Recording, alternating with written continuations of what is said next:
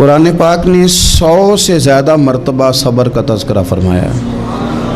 اتنی بڑی بات کو سمجھیے گا کہ 100 سے زیادہ مرتبہ قرآن پاک نے تذکرہ کیا ہے صبر کا، اور مختلف انداز میں۔ کہیں فرمایا کہ وَبَشِّرِ الصَّابِرِينَ، اے محبوب صبر کرنے والوں کو خوشخبری سنا دیجیے۔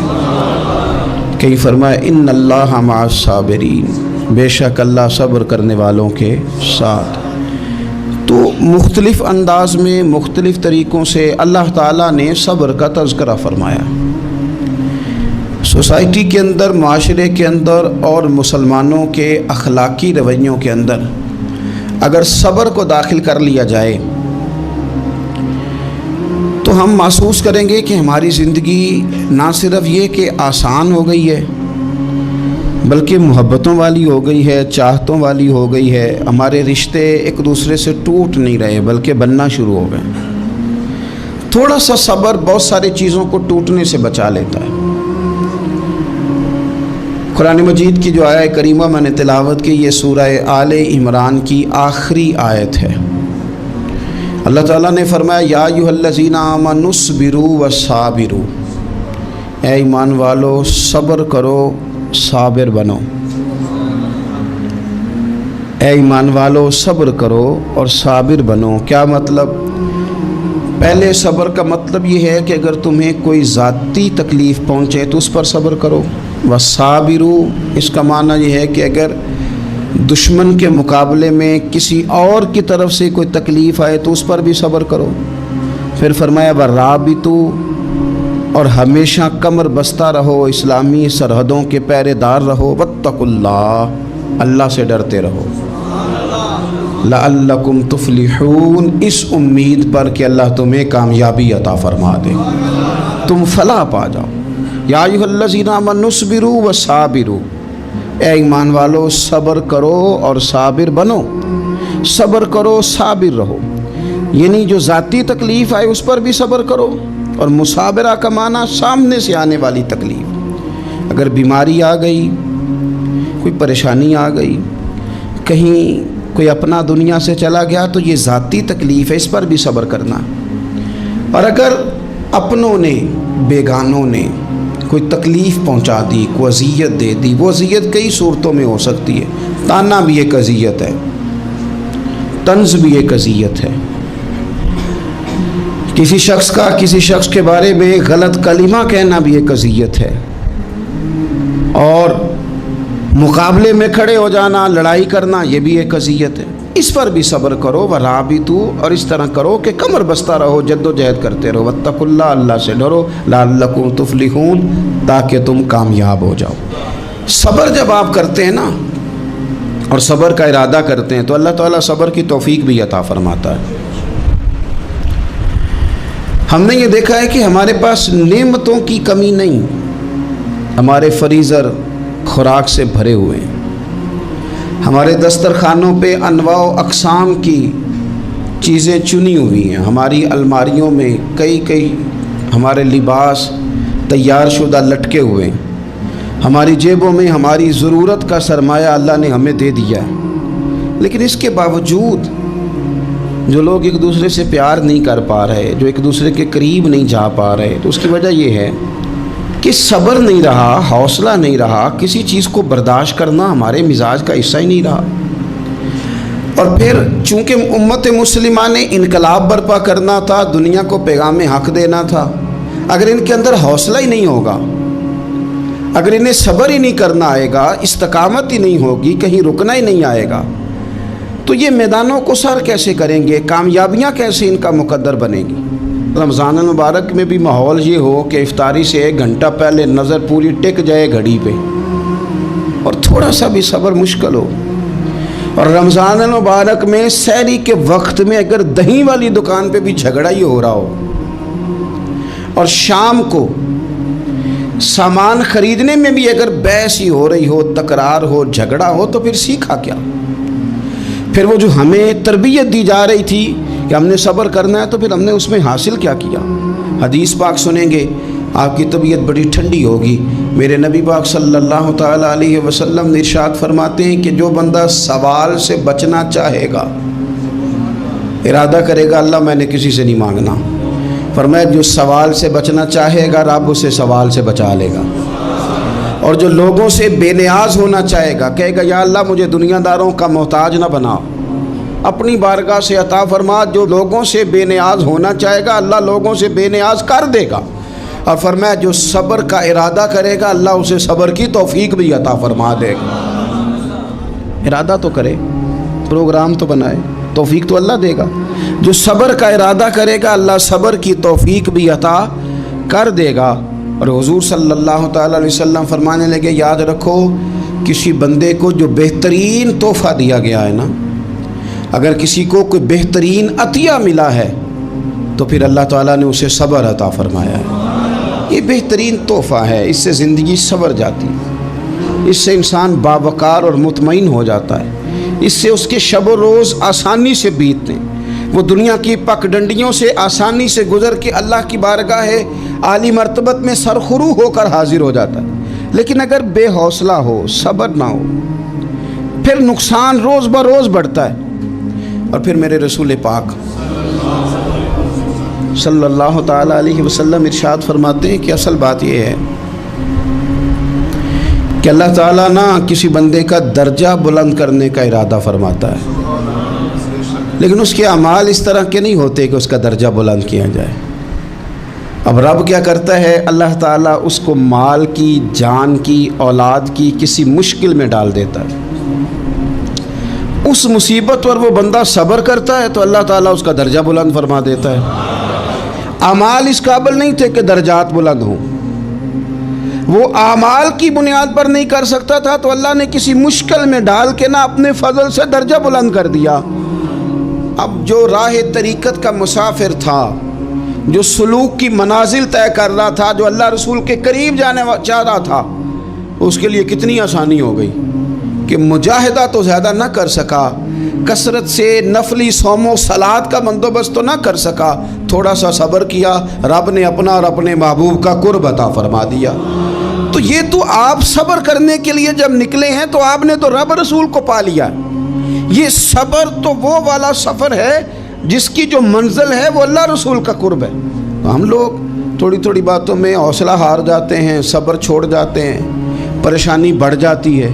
پتہ نہیں ایسے محسوس ہوتا ہے کہ جیسے یہی بندہ دنیا کا سب سے دکھی بندہ ہے. تو ایک تو یہ کہ ذاتی حیثیت سے صبر کرے، ایک یہ کہ پھر دشمن کا جب مقابلہ ہو، آمن نصبرو و صابرو، آپ کا جب مقابلہ سامنے کسی کے ساتھ ہو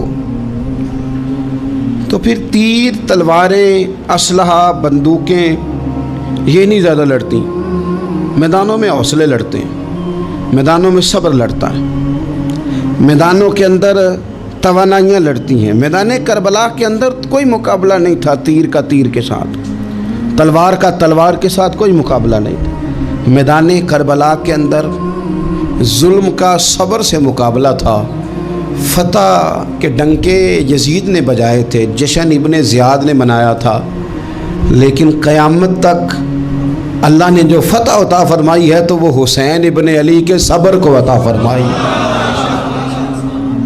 وہ سیدنا امام علی مقام کے صبر کو ملی. عزیز بھائی، صبر ہی ہمیشہ فاتح ہوتا ہے، صبر ہی جیتا کرتا ہے، صبر ہی کامیابیاں دیتا ہے. نتیجے صبر کے نکلتے ہیں، صبر کے، حوصلے کے نتیجے ہوتے ہیں.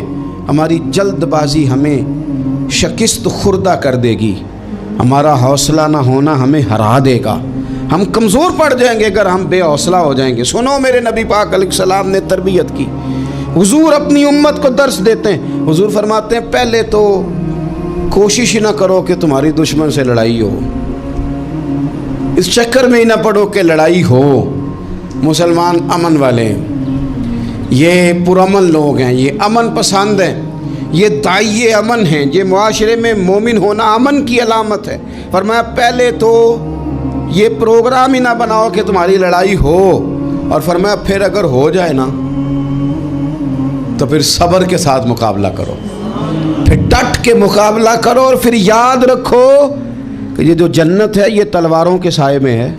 جنت تلواروں کے سائے میں تمہیں ملے گی. پھر ڈٹنا سیکھو. پہلے تو بات یہ کہ تم یہ ارادہ ہی نہ کرو لڑائی، اور اگر کبھی ہو جائے वो लोगों को बताओ कि हैं हम पुरअमन लोग, पर दीन के लिए खड़ा होना हो तो फिर हमसे ज़्यादा किसी को खड़ा भी नहीं होना आता, फिर हमसे ज़्यादा किसी के पास ताकत भी नहीं। हज़रत मौला अली शेर खुदा रज़ी अल्लाह ताला अन्हु के ज़माने में कुफर के साथ एक जंग हो रही थी, तो काफिरों ने ना जासूस भेजे कि यार पता तो करो मुसलमानों की तैयारी किस तरह की है। तो जासूस वापस जाके कहने लगा समझ कोई नहीं आई उनकी, वो तो राहब किस्म के लोग हैं, सूफी किस्म के लोग हैं, वो तो कटे हुए हैं दुनिया से, मुसल्लों पे बैठ जाते हैं, रात को तो लगता है दुनिया से ताल्लुक़ ही कोई नहीं, लेकिन सवेरे उठ के मैदान में तलवार लेके निकलते हैं तो लगता है इनसे बड़ा मुजाहिद ही कोई नहीं।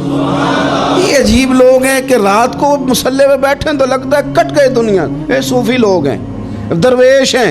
यही मुसलमान की शान है। हो हल्का यारां तो बरे शम की तरह नर्म, रिज़ में हक को बातिल हो तो फौलाद है मोमिन, इधर आ सितमगर हुनर आजमाए, तू तीर आजमा हम जिगर आजमाए। हम तुझे अपना हौसला बताते हैं कितना, देख हमारे हौसले से टकरा के देख ये कितना ताकतवर और मजबूत है। तो अजीज़ भाई, अगर ज़िंदगी में आपको सब्र करना आ गया, मैं बड़े दिनों से ये उन्वानात बयान कर रहा हूँ, और आज तो खुसूसी तौर पर रमज़ान शरीफ के इस जुमे में मैं अपील करना चाहता हूँ आपसे कि कमज़ोर बातें करनी छोड़ दें, मायूसी के जुमले अपनी ज़िंदगी से निकाल दें। हम मुसलमान हैं। आप बीमार हो गए हैं तो ये भी खुदा का फ़ज़ल है, गुनाह माफ़ होंगे। अगर अल्लाह ताला ने फ़कीर बना दिया, गरीबी आ गई है, तो ये भी फ़ज़ल है, अमीरों से पहले जन्नत में जाएंगे। अगर अल्लाह तबारक व तआला ने किसी जगह आपको मकान नहीं दिया और दूसरे को दे दिया है, तो आप वो लोग हैं जो अजीम सुन्नत अदा कर रहे हैं सैयदना बिलाल हबशी की। अगर किसी जगह कोई कमज़ोरी आ गई है, कोई पीछे रह गए हैं, तो ये खुदा का फ़ज़ल है। अल्लाह ताला ने चाहा हमारे लिए जो फ़ैसला, तो हम उस पर राज़ी हैं। लेकिन अपनी ज़िंदगी में और शिकवे इतने बढ़ा लिए हमने, इतने बढ़ा लिए कि लोगों से शिकवे करते करते रब रसूल से भी शुरू कर दिए। ग़ुलाम भी कभी शिकवा करता है, आका का भी शिकवा होता है, बंदा भी कभी शिकवा करता है, रब का भी शिकवा होता है, ये भी कभी होता है। आप न माने पर यह शिकवा है कि मैं बड़े डॉक्टरों के पास गया हूँ, आराम नहीं आया। न माने पर यह शिकवा है, मैंने कभी किसी को सताया तो नहीं, पर मेरे हालात नहीं ठीक होते। आप न माने पर यह शिकवा है कि फ़लाने के पास दौलत ज़्यादा है, उसने पता नहीं वो आगे निकल गया और मैं पीछे रह गया। न माने पर यह शिकवा है। किससे कर रहे हो? रब रसूल से। ओ हस बोले ते ओदी मेहरबानी, असां ते लाड ही लड़ावने ने। किससे शिकवा कर रहे हो? खुदा के बंदो, गुलाम गुलामी करते हैं, शिकवे करते हैं कोई। हज़रत उम्मे सलमा रज़ी अल्लाह ताला अन्हा, शौहर का नाम है अबू सलमा, बेटे का नाम है सलमा। कहती हैं मैं, मेरा शौहर, मेरा बेटा, तीनों, छोटा बेटा मेरा, हम निकले मक्का मुकरमा से मदीना तैयबा जाने के लिए। एक की बेटा है, ख़ानदान जमा है, शौहर की गोद में बेटा, ऊँट के पीछे मैं। फरमाती हैं मदीने की सरहद आ गई तो मेरे मेके वाले आ गए, कहने लगे अबू सलमा नहीं ले जाने देंगे मदीने अपनी बेटी को।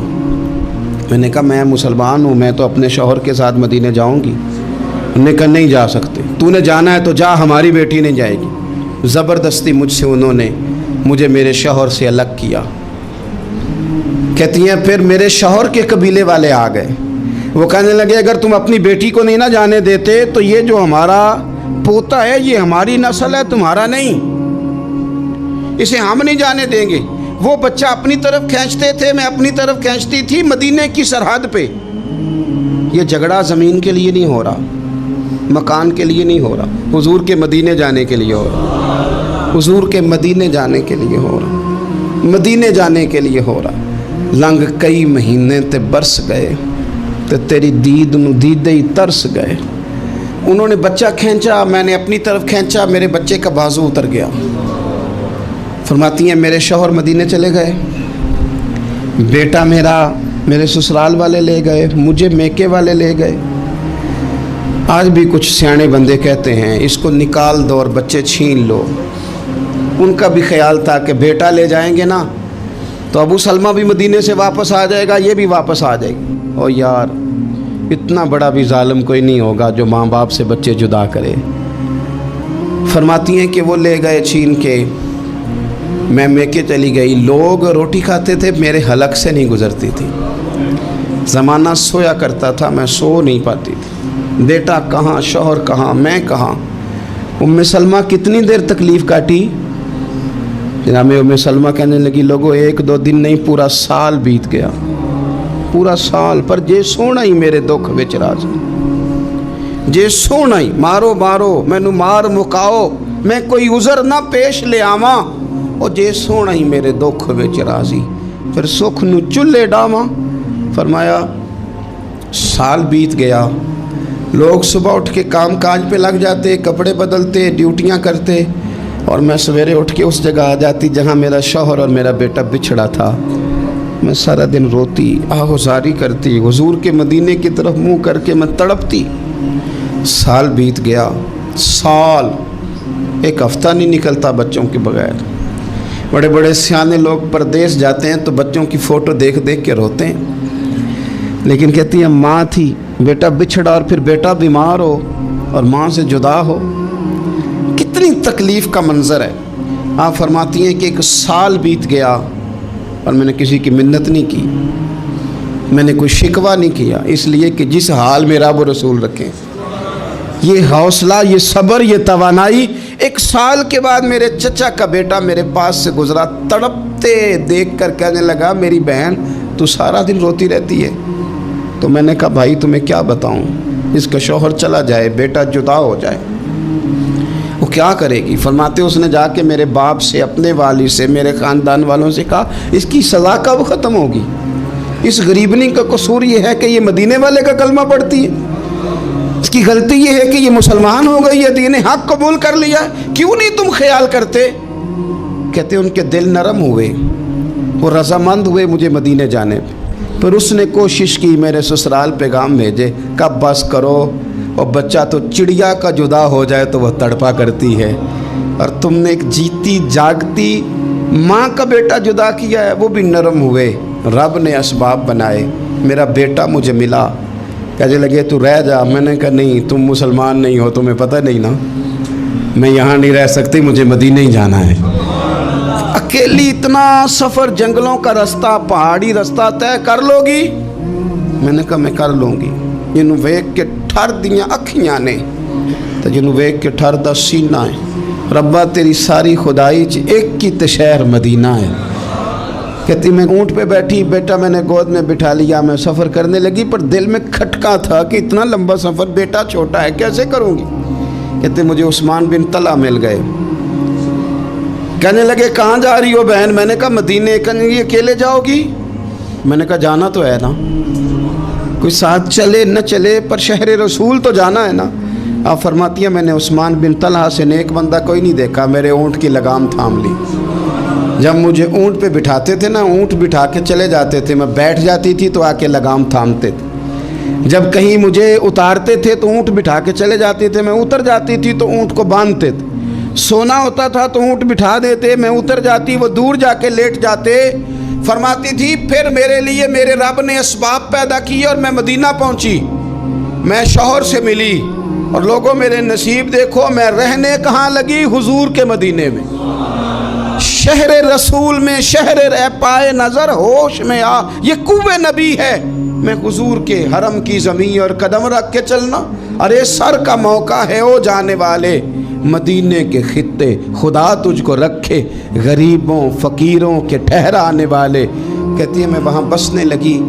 आप फरमाती है मुसलमानों, शायद मुझसे ज़्यादा तकलीफ़ किसी ने न सही हो, पर देखो 1 साल पूरा मैं तकलीफ़ में रही, और जब मेरा सब्र साल को पहुँचा, सब्र की उम्र 1 साल हुई, तो फिर रब ने बंदोबस्त किया।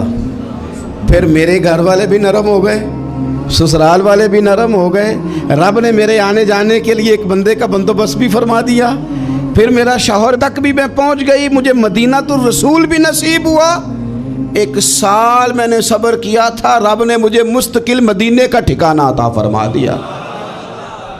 लेकिन जो बंदा सब्र ही न कर पाए, जो सब्र ही न, जो कहे जी बड़ी दूर से आया हूँ, बड़ी देर हो गई, बड़ा टाइम हो गया, कब जाके मसला हल होगा। वो जो आपने बताया था وہ तावीज़ कब असर करेगा, वो दुआ कब कबूल होगी, वो फलाना मामला कब, भाई ये डेट तो आपको रब रसूल ही दे सकते हैं। बंदा तो कोई इत्तला ही देगा, पैगाम ही देगा, दुआ ही करेगा।